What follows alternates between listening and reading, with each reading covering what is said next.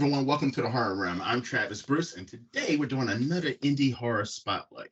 Today, I have a director. He has over 270 feature films and shorts with the last several years since 2017, and he has two new movies that are in post production. Well, I'm sorry, one's in post production, Nightmare Unleashed.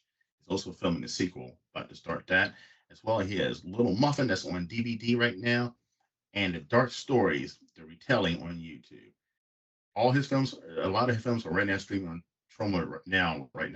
Also, I have Mr. Matthew Hunter. Matthew, thanks for coming to Horror Room, my friend. Thank you for inviting me on. It's very exciting to be here. You're welcome. Who's your little friend? This is Bozo the Clown. He's the mascot of Immigration Productions, and most of the films you'll see him as a little Easter egg in the background, but he's also killed a few people also. Okay, vicious. Hello, Bozo. So, Matthew, let's start off with Nightmares Unleashed. Tell us a little bit about that. Nightmares Unleashed is a story about a young girl who gets sucked into a TV, and she must escape all the movies she's watched or her nightmares, which each film being a different subgenre of horror. So she might go into a sci-fi horror.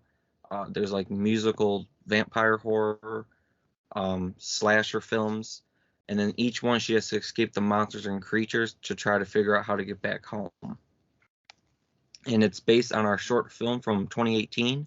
We turned it into a feature, and we have the script copyrighted, and we just got back the copyright forms for owning the footage in the film itself, which is very exciting. We're working on post-production for that, and we're about to start shooting the sequel here this December. Awesome. Now, this is an interesting concept for a horror film. What gave you inspiration? I always liked anthology style horrors. That was like my big thing. I've done a lot of anthologies. It's in a sense an anthology, but it stays with like the same character throughout, and each scene like combines. The original idea, I really am not fully sure how I came up with it back in high school when I did the short version. But eventually we just put in like different monsters we came up with. And then I always wanted to make a sequel back in the day, but the lead actress wanted to not do it. So I decided to just rewrite it as a feature. We added more characters, more horror elements, different stories.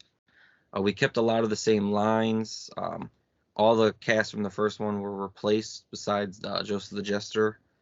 And I mean, it has elements of different films. A lot of people say a big thing is, I can't think of the movie.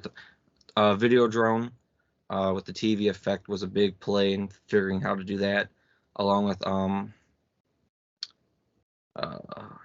Poltergeist as well has a little bit of elements of the TV effect we worked on.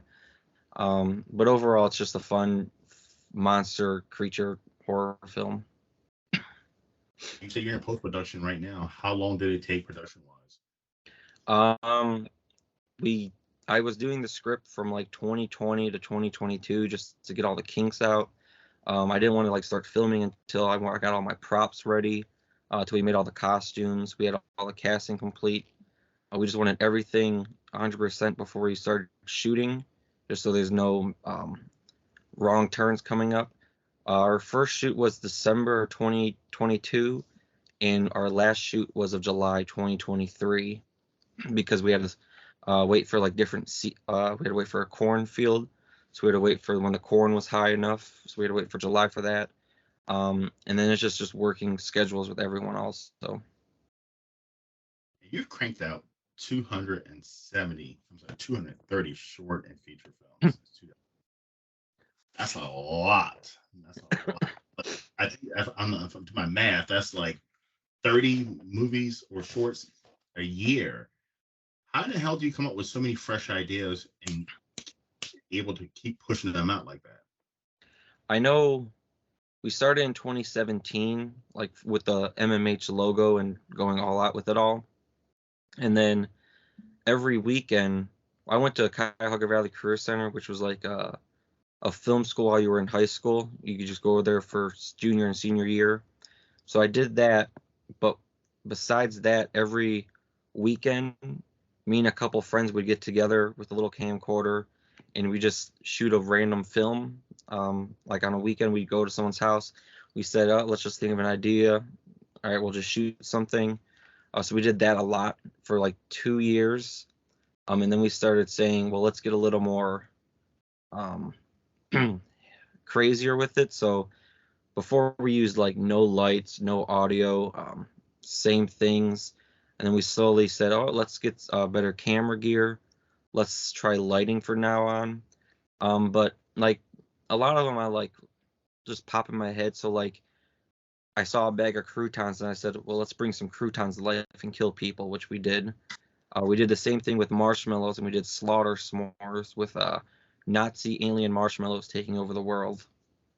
Um, a lot of stuff is like puppets and dolls coming to life we incorporate with, which is my influence from Full Moon, growing up watching that as a kid. And it was just after we did the every week shooting, we'd slowly put out casting calls. We'd get new people coming in. And like even during coronavirus, we were still shooting nonstop throughout the whole thing. I think the day they had the lockdown, I think it was the next few days we had a zombie shoot planned with like 20 actors all in one little location, zombie makeup, biting each other. Luckily, throughout the 2 years, no one got corona, so we're Yeah. thankful for that because we were able to just keep pumping out films throughout that whole thing. Everyone stopped filming. We're like, we're just gonna keep going and not stop. It's not gonna slow us down, and that's just like how we go through everything. Like I've slowed down recently because I'm trying to focus on Nightmares Unleashed and some bigger projects just to have more focus on those. But we still have a few shorts here and there. We just decided to remake another short, and we shot it in a day. I edited it in 2 days, and it came out on Friday also. And then we have like two other projects planned to come out soon also. So it's just staying busy, really. And it's funny that you say Full Moon. So I'm a huge Full Moon fan. And looking at some of your projects, I was like, there's a lot of inspiration from Full Moon. You know, the Demonic Toys, the Puppet Master series, and I see a lot. Now, you're a lot of your projects are streaming on Trauma now. Were you a Trauma fan as well? Yeah, I was. So Full Moon, I did my first film in 7th grade. Um, our teacher wanted us to write a story. We got bonus points if we actually filmed it. I did a Puppet Master fan film. My uncle got me into it with Puppet Master vs. Demonic Toys. And then he said, well, you might like this film also, which was Toxic Avenger. And that was when I was young age too. I was watching stuff when I was like 5 or 6 just to watch them because my parents were lenient. They didn't care what I watched. They just said, hey, it's all fake when I was young. Show me like behind the scenes of like how it works. So then after that, Troma was like a big Troma and Full Moon were neck and neck with me. Full Moon's a little bit more because of all the puppetry things I do. But then we have 10 of our films on Troma now. We're gonna send them more to get on there.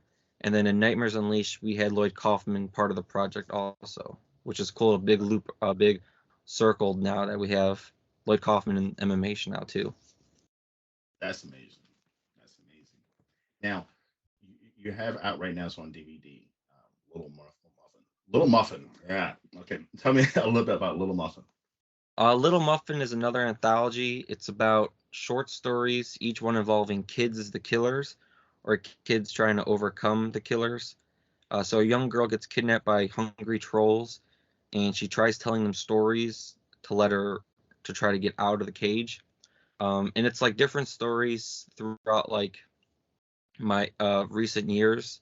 So we had like anthologies from like 20 short story from 2019 I did, one from 2020, 2021. And there's a way to just group them all together again, including with some new footage we shot. That's out on DVD now.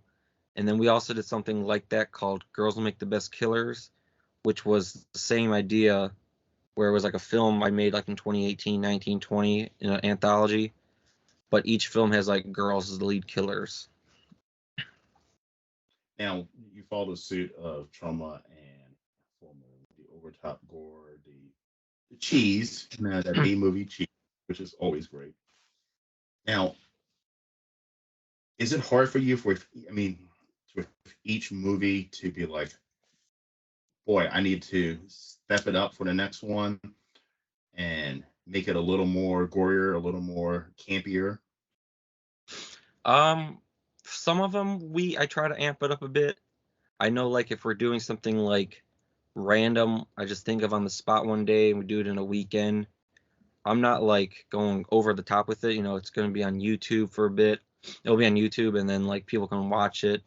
So like those type of projects, I'm more like relaxed and like having fun with it, not too worried about continuity and any of that stuff. But like for like the projects that we send to festivals, I have on DVD. I try to do better each time. So like Nightmares was like our first feature. We used Blackmagic camera and actually had a whole crew for most of the shoots. But there's some things that's like it's hard to overdo.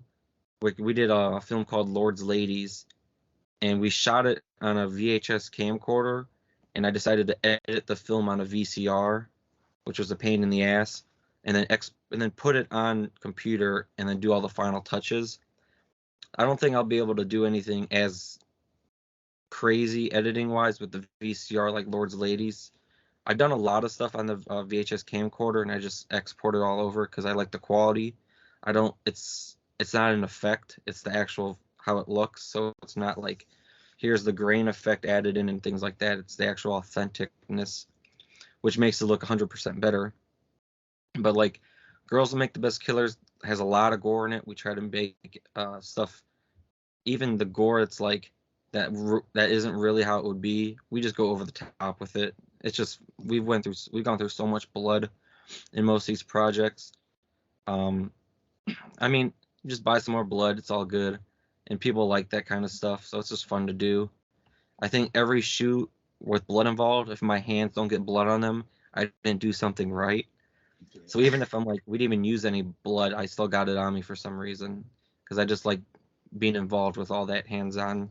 And if I can do something practical, I'd rather do it practical than visual effects because I hate the visual effects blood splatter and crap. It looks so bad. If you can just cut someone's neck and have the practical blood, way do that more than CGI crap. I 1% agree. I grew up in the 80s horror. I love the practical. Now,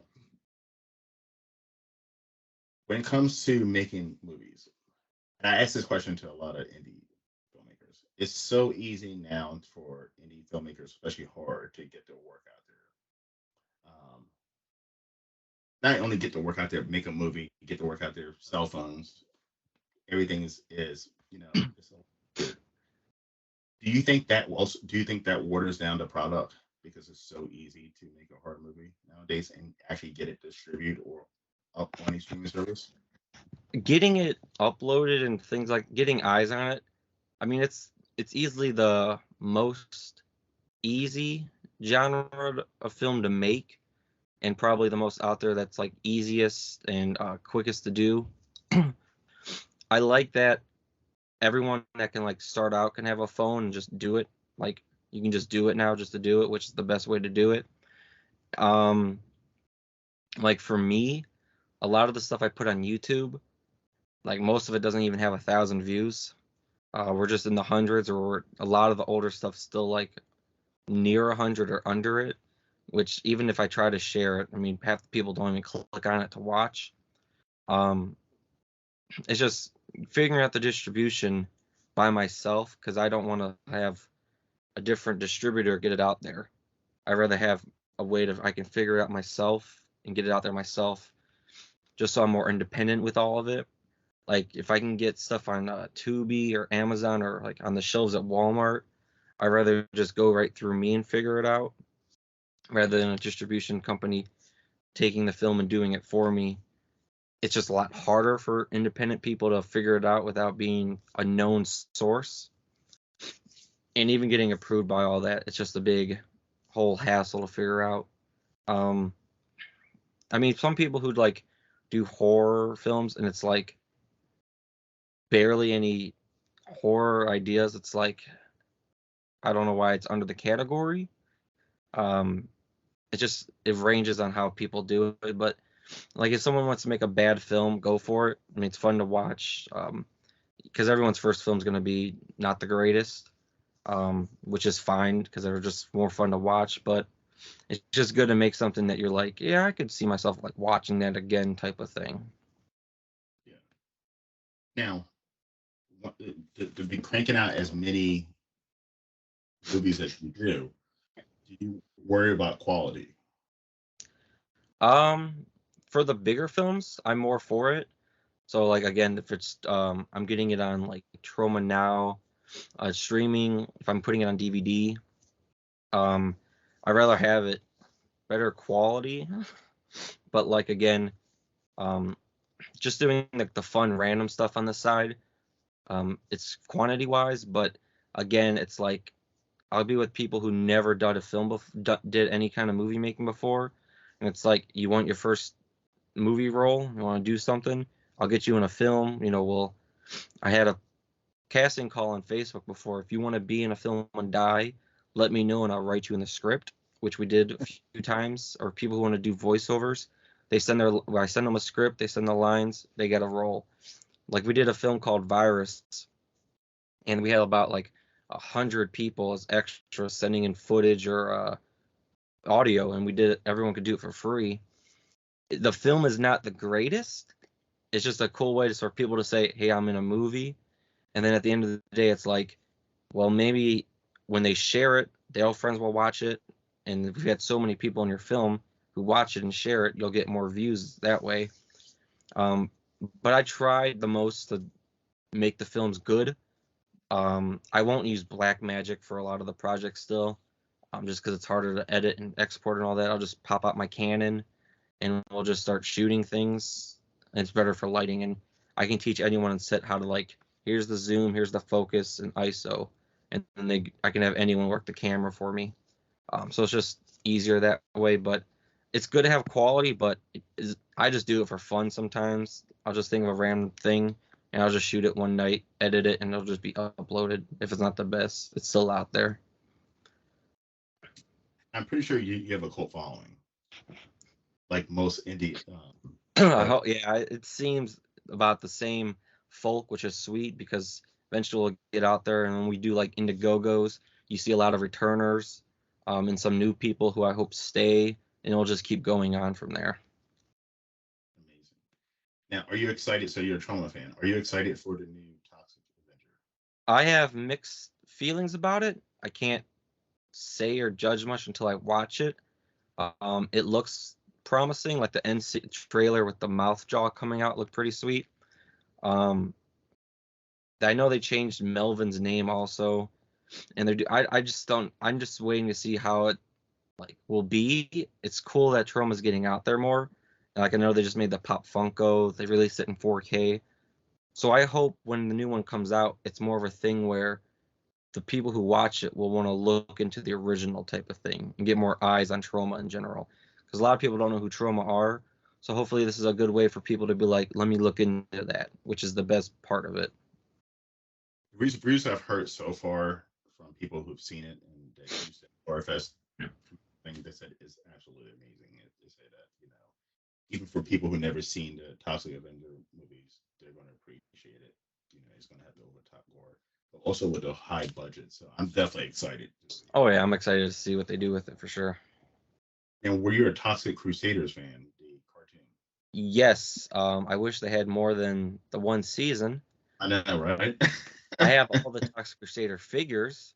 I had all I recently got the last one I needed. It was a Junkyard Dog, but he was the most expensive to find online to get. But I finally found him for a reasonable price, and now I have the whole collection. They don't have accessories or nothing. I was gonna pay like over the top money for all the accessories. I just want to have all the figures themselves, which is cool to have. But yeah, I like all the older cartoons. Like I want to look into getting the Killer Tomatoes figures from the cartoon. I still actually have a natural tomato from when I was a kid for the Killer Tomatoes. I love because they had a cartoon also, and then there was this merchandise, and I got a actual Killer Tomato. Yeah, I love Attack of Killer I know everything back in the day had a cartoon made out of it, horror Yeah. film wise, which is the coolest part that they don't. I wish they would still do that. But there's just so many cartoons from like the 80s and 90s like that are so like had one season they were gone. I don't even know of heard of, but it's like the best era for overall. I'm 23, but I always listen to like 80s music, watch 80s horror, 80s cartoons. I'm just more like that generation feeling like concerning my motto is bloody horror with an 80s twist. So I might be young, but I'm all for the older stuff more than newer stuff. I was a kid in the '80s, and I'm telling you, we had the best cartoons, the best horror movies, the best music. I mean, I'm pretty sure everybody says that about their generation, but '80s was the shit. It really was, Oh especially yeah. in video games. We had some of the best video games as well. Oh, I will say like my favorite video game era was PlayStation 2 though, just because I think their games were pretty good for PlayStation and PlayStation 2 era. But for sure, the movies and the music, I'm all for 80s. So my favorite PlayStation 2 game, Silent Hill 2. I love Silent Hill 2. You a Silent I Hill uh, fan? I played one or two, not too many. I always had a good connection with Jack and Dexter for PlayStation 2. That was always like my go-to. Nightmare Before Christmas, Oogie's Revenge was another good one I always played. And then one that I always wanted to play as a kid but never got to was Grabbed by the Ghoulies for Xbox. And like a couple years ago, I finally bought an Xbox 360 just to play Grabbed by the Ghoulies. And then that's just like my new go-to now is like the Xbox newer stuff. Uh, Excited for like the Killer Clowns game coming out. The Puppet Master game that came out on Steam is really good. Also, I love playing that one. So I like those kind of games coming out now too. Is like so many more like horror games where it's like 3v1 and things like that. But just Yes. like the Friday 13th one, I just wish they all would have a regular story mode involved. You could play solo. Like that's what they need to have is a way to just play solo by yourself. Like playing the storyline is how they should have done them all. Also, I 100% agree. I'm a huge Resident Evil, Silent Hill, always survival horror fan, and I wish they would take it the iconic horror characters, put you in there, and have an actual story. I like the online aspect of it, but I definitely like yeah, the online is cool, but then after a while, how many people are not going to be playing online? And then exactly.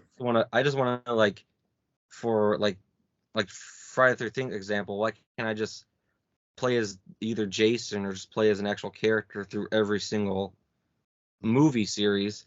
And they could do that with every other like Texas Chainsaw game. You could play story mode through the whole series and just alter it a bit, or even make a new version of the story you could just experience as both types of characters. I 100% agree. Now, you mentioned Toxie has a Funko Pop on now. I was interviewing the guy from $7 a Pop, and he was at the NYCC convention recently, and they released the Toxic Avenger Funko Pop. Did you order yours already? Yeah, it's in the I already got it in the mail a few days ago. At first, it was supposed to be like my mom got it for me as a Christmas gift, and then she said, "Whatever you do, if you buy a Funko, don't buy any recently." And I was like, "Oh, okay." And then I saw on Facebook 2 days later people posting about it, and I texted her. I said, "Hey, do you see this?" She's like, "God damn it, that's the one I just got you." So we do have it here. Good, good, good. Yeah, I'm excited for mine. Um, Glow in the dark. It's amazing. Yeah, hopefully they could do that with the Toxic Crusaders too, as Funkos Yeah, also. Or even like Full Moon can drop like Puppet Master Funkos too, but I know they just did like their Tiny Toon mystery boxes, but it's just way too much money for that for me. I don't want to spend $300 on a whole box of them, and I heard they're like not the biggest mystery minis. I'm thinking I don't want to spend, or it's like $15 for one. It's like yeah, I don't want to spend that when I can put that $300 into like a replica or something. I 1% agree. All right, so let's shoot over to some fun questions. All right, I got three fun questions for you. First one: what is your favorite trauma movie of all time? Um, I can't go. I like Bugged. I think it's with the giant crickets. That one's always. I when I saw it the first time, I said, "Oh yeah, this is really sweet," with the mutated bugs. Um, and like if I'd have to say Bugged, or if I'm like wanting to show someone besides Toxie, I'll throw in Class Nukem High or Poultrygeist. But for sure, I'd go with Bugged just because I like giant crickets eating people and stuff. It was just a fun one to watch. Mine is Sergeant Kabuki Man. Sergeant Kabuki Man. Yeah, I'm sure he'll be the next Funko. That'd be amazing. All right. Who is your favorite full moon character? Um, Not I movies. I like Jester. Um, I like a lot of the clown stuff, and then I've recently got a demonic toy tattoo on my arm Oh, that's badass. of the Jack Attack. So I really like Jack Attack, and then Jester is like my favorite Puppet Master character. Um, but yeah, I'd have to say that or the Jack in the Box from Demonic Toys. Those are like my top two for sure. I agree. I like. I can't even think of his name, but the baby doll in demonic. Oh, Baby Oopsie. Yes. Yeah. I'm also a Doll Man fan. Did you ever see Doll Man versus Demonic Toys? Oh yeah. And I like the Full Moon back. I like their earlier stuff more than the newer stuff they come out with, or even when it was what was the other company? It was before. It was with I can't think. They did like the Ghoulies 2, Ghoulies, Troll. I can't think of the other company that worked with them for all that. Um, but like I like their stuff like Terror Vision and Dolls, like their older stuff. I know I was just on a full moon set here in Cleveland also, which was sweet. Nice. Bad CGI Gator. So that would be something to watch for sure. But I like even for for an example like the Puppet Master films, the worst one was the Blade standalone film. Like it was easily one of the worst films I ever, because like it's his own movie, but he's only in it for like 5 minutes or like not even in it for long. And then they have like the nudity scene, but it's blurred out also. So like why even do it if you're gonna just blur it out? You could just have it non. But I just if I had like the able to make like a Puppet Master film, I would do more like a backstory when they're all humans before they turn into puppets. That way we can see like how Toulon knew him, and then when he turns them into puppets type of thing. Like that's what I'd like to see come out of it. It was like prequels for everyone. Speaking of which, you brought up nudity. Would there be tits and ass in your movies? A lot of them don't have it. We are working on Killer Poop 2 that has a nude scene in it. Nightmares Unleashed has it was supposed to be camp counselors kissing at the gazebo, and then we see like the tops come off of the girl, and we see like her butt and stuff. But then both the actors dropped out, and at the end result, we had two girls in the gazebo. So there's boobs in Nightmares Unleashed, and then the Killer Poop film. But overall, it's like I don't do too much of it. I know for Nightmares, we've included like the slasher element, which it's part of, and that's a big part of the slasher films. And we even shot it a way where we could do a PG-13 cut, an R-rated cut with the nudity, just for different film festivals. So like if kids want to watch Nightmares Unleashed, we'll throw the one where it's shot above their chest, and the R-rated one's shot by like below the chest and up. And then like even Nightmares Unleashed has no swearing at all. I don't do a lot of swearing for like the bigger stuff because it's not really needed. Like back in the day, I would throw F-bombs left and right, but for Nightmares, because it was such like a fantasy creature horror film, I just said like no swearing. I think one kid dropped an F-bomb, which was the point of it, but we even did a second cut where he didn't even do that. So it's like a lot of stuff I don't try to include too much, just because it is if it's not needed for the story, it's not needed, like the nudity. But I know there's a whole group of people who are watching the horror films just for that also, which is why we included a little part and have two different cuts for Nightmares Unleashed also. right. So as we both know, Trauma and Full Moon, they always like to cross over their movies. I mean, Full Moon would do the crossover for their movies, and Trauma would do crossover. All right. So if you could see one crossover where one Full Moon character and one Trauma character could cross over together, who would it be? Oof, oof, oof, oof. I would say if it's like storyline wise, they could easily do something with Hideous or like Head of the Family, with and then involve it with like Toxic Avenger or Class Nukem High, just because the characters fit together really well, the grossness about each of them. Or I could even see something with Sergeant Kabuto Man with like Killjoy, just two different people getting. It would just be a wild ride, but it would be sweet to see it. But I'm sure they would never cross paths like that. Yeah. I mean, a fan can like make their own version like that if they wanted to, but it would be like a huge thing, I think, overall in the horror community if they ever did anything combined. Because I mean, just for like the indie people and the B people, I mean, right there is like two of the biggest companies coming together. I'm sure everyone would lose their shit in the air, or even like horror conventions and everything else would just lose their crap over that. Yep. And I agree.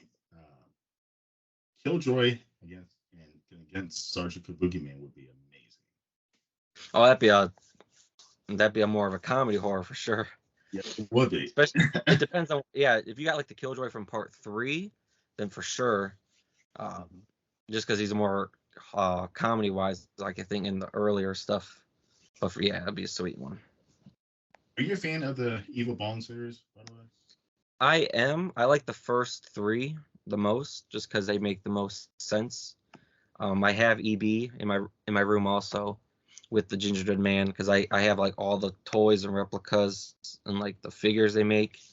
I like the first one a lot. Like the first 3 are really good. I'll watch, but like their newest one I checked out and I was thinking, man, there's like it was like nothing I thought would be in it. Like no like death or horror. It was just a smoke fest film. Like the newest one like the one before it when they're in Las Vegas was real sweet and it ended like on a cliffhanger, but they never finished it in the newest one. It was just a whole different story, which I didn't care for. But for sure, like the first 3 are great, and then it just keeps going a little bit downhill from there. Really, it's just a different. They just went different paths with how they could have went with it for sure. I agree. And Ooga Booga Man, have you ever seen him? I've seen Ooga Booga, yeah. I like his I have him also, and I have Marvin from Decadent Evil as well. I like all their little creatures and monsters they have in their films. They're really sweet. Yeah, because I know it reminded me a little bit of Trilogy of Terror type of creature. So I was like, oh, they kind of look alike, so they're both pretty sweet. But yeah, anything with like the small creatures and things, I just love all of them. Awesome. All right, so Matthew, where can everyone find you, my friend? We're mostly on YouTube at MMH Productions. Lots of shorts, trailers, feature films are out on there. Fun things, random things. Matthew Mark Hunter on Facebook. MMH Productions on Instagram. We have a website, but it's mostly everything on YouTube in a sense. It just tells you where I'm at. We're working on the domain for it, like it's a Wix site. But it's available to find like on my Facebook and YouTube. You can find it that way. But those are like the big 2.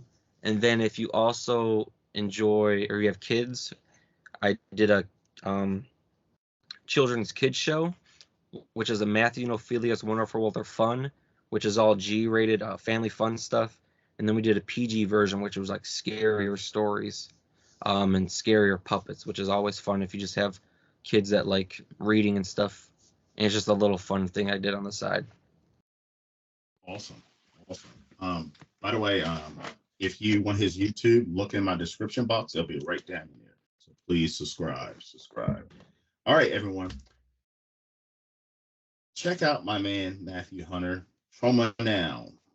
Look out for Nightmare Unleashed coming out soon. Also Little Muffin on DVD right now. And definitely check out his YouTube channel. Matthew, it's been an absolute pleasure, my friend. Love to have you on in the future.